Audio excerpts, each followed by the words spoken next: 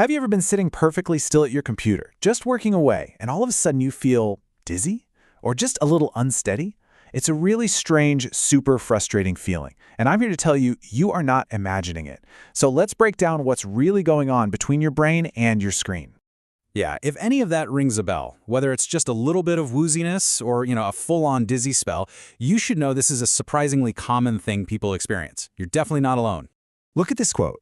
This is something we hear directly from patients dealing with this exact problem. So if you've ever thought this, you're in good company. This is a real physiological thing happening in your body, and we're about to get into exactly why it happens, and more importantly, what you can do about it. Okay, let's get right to the heart of what we're calling the screen struggle. We're going to uncover this sort of hidden conflict that's firing up inside your head every single time you look at your monitor. And it all kicks off with one specific medical condition. The root of the problem is a condition called bilateral vestibular hypofunction. I know, it's a mouthful, but all it really means is that the balance organs in your inner ears, think of them as your body's own internal gyroscopes, they aren't working quite right. And when those go offline, your brain basically scrambles to find another way to keep you upright.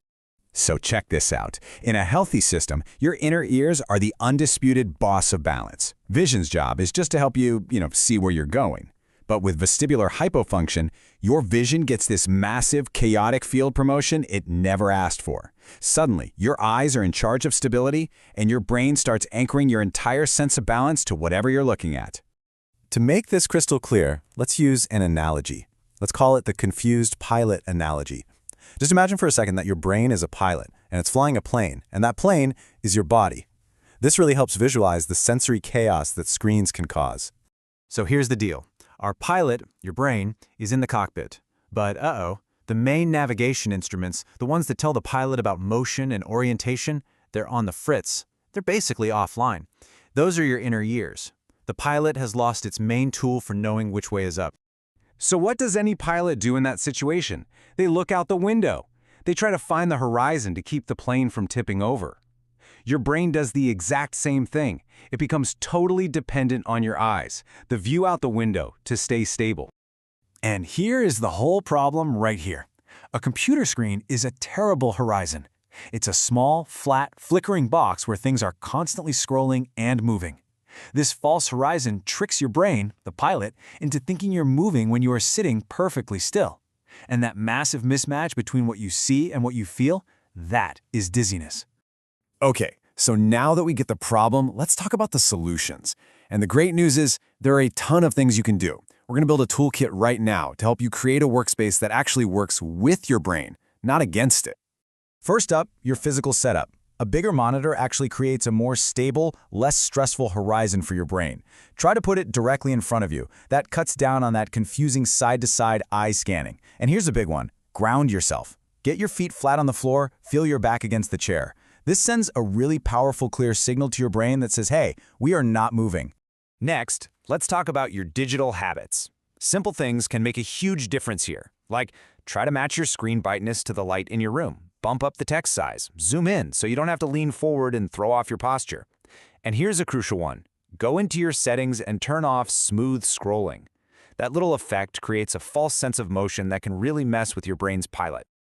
So now you've got 10 different solutions, but how do you actually make them a part of your daily life? Well, the key isn't just knowing these tricks, it's about learning to listen to your own body and figuring out your personal limit. And this leads us to the number one question everybody asks. Is there some magic number, an exact prescription for how many hours of screen time are okay? Well, there's no single magic number for everyone, but there is a very common pattern. For a lot of people, their symptoms start to get worse right around that 20 to 30-minute mark. So don't think of it as a hard limit. Think of it more like a signal, an alarm bell from your body telling you it's time for a very specific kind of break. And that break is what we call the sensory reset.